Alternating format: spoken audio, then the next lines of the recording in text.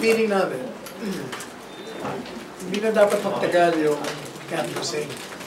Una-una, there are 3 presidential candidates who conceded defeat to Mayor Duterte. And there is only one na hindi pa nag-concede.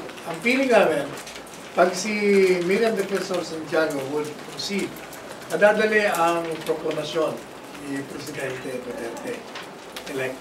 Sapagkat hindi na kailangan magkaroon ng canvassing. What is their need for a canvass? Kung yung 3, yung 4, sinasabi na nila, eto na panalo. While it is true that constitutionally kailangan magkaroon ng canvassing, pwede nating ma-shortcut yun. Kung yung 4 will waive the right to be present in the canvassing at sabihin nila, hindi namin kailangan. Okay na yan.